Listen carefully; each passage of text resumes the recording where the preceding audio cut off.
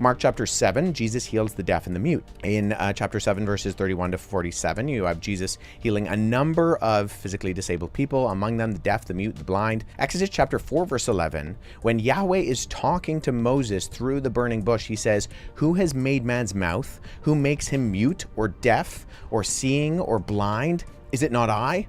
Is it not Yahweh?" Now, Jesus is doing that, and then I would argue that he then speaks to Moses in the past through the burning bush and declares his ability to do that. And then we see an example of that in Jesus' earthly ministry in Mark chapter 7. Chapter 9, then you have the Transfiguration. Chapter 9, verses 2 to 5. Jesus takes Peter, James, and John up on a mountain, and then he appears in a blinding white. And Mark says that the white is whiter than any launderer would ever be able to bleach. And who is Jesus seen on the mountain with? It's Moses and Elijah. Now, there are only two people in the Hebrew scriptures who climb up on a mountain to commune with God. Moses in Exodus 24 and Elijah in 1 Kings 19. What if when Moses and Elijah walked up on Mount Horeb, time collapsed, and when it says that they talked with Yahweh, they were actually talking with Jesus? There are only two people who climb up on a mountain to talk to God. Those happen to be the two people who climb up on a mountain and talk with Jesus in Mark 9 in the Transfiguration.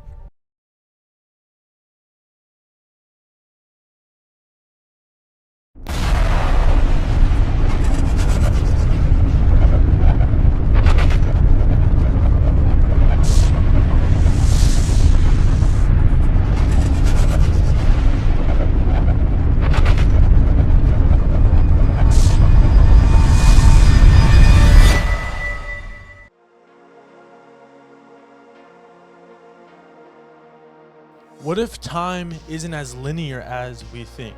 What if moments in time that we believe to be separated by centuries are actually happening all at once, woven by a divine thread that is beyond our human comprehension? In the book of Exodus, Moses encounters the burning bush. A voice calls to him declaring, "I am who I am." This is the moment when God commissions Moses to lead his people out of Egypt. Let's fast forward centuries later. The prophet of God, Elijah, is on Mt Horeb, another name for Mount Sinai. After a dramatic series of events of wind, fire, and an earthquake, God demonstrates to Elijah. He speaks to Elijah through a small, still voice. And then there is this last event that takes place where theologians believe was Mt Hermon, where Jesus reveals his glory before his disciples. But he is not alone, because Moses and Elijah are beside Jesus speaking with him. But here is the mystery. Because what if from God's perspective, these three events that take place, Moses on the mountain, Jesus revealing himself, and Elijah on the mountain, all happen at the same time? Because God's view of history, of time, is far different than the way we perceive it.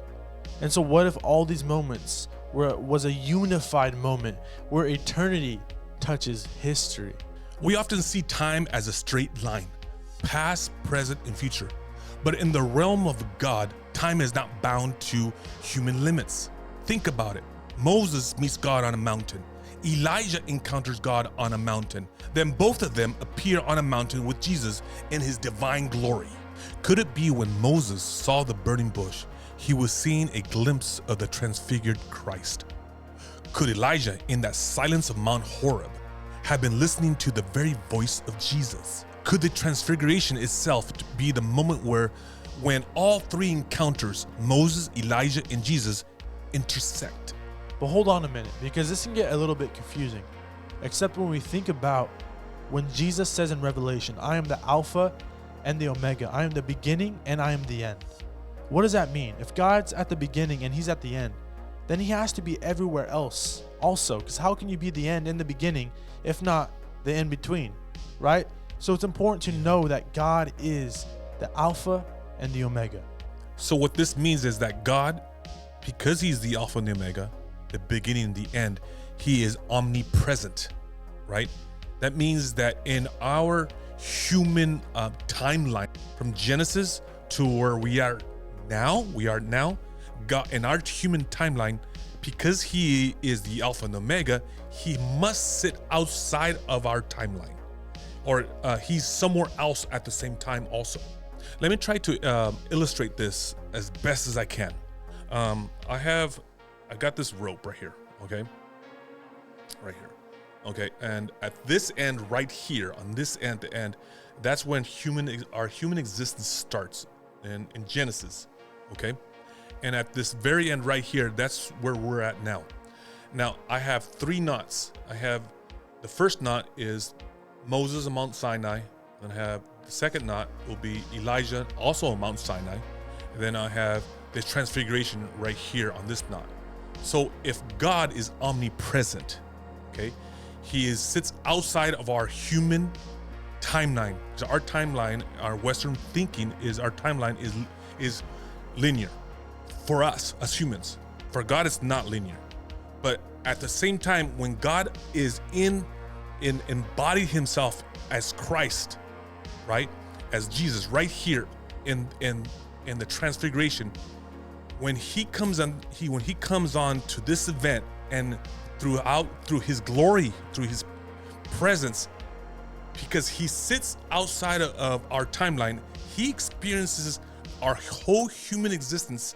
So he could grab the Moses event, which is happening, and the Elijah event, this knot right here, which is happening at the same time, and he joins it to the Transfiguration event, all at the same time, and it doesn't affect nobody. It doesn't affect Moses. It doesn't affect Elijah. They experience Christ. They experience God. They experience Yahweh on their own timeline. They don't experience human existence like in the future. No, they still experience their presentness, their present time, but they experience the Transfiguration event because God joins this event in their timelines. One last thing that we want to note is that when Jesus was on the mountain transfigured in front of his disciples, he was there to speak to Moses and Elijah. In verse 3 in Matthew 17, it says this: Jesus then appeared before them, Moses and Elijah, talking with Jesus. That's all that happened there. Jesus was talking to Moses and Elijah, and the disciples were in the background viewing this scene, spectating this event. And just as Peter, James, and John were invited by Jesus to experience this moment, the Transfiguration, maybe we are too. God is calling us into a relationship with him, and he wants to reveal himself to you, just as he did during the Transfiguration.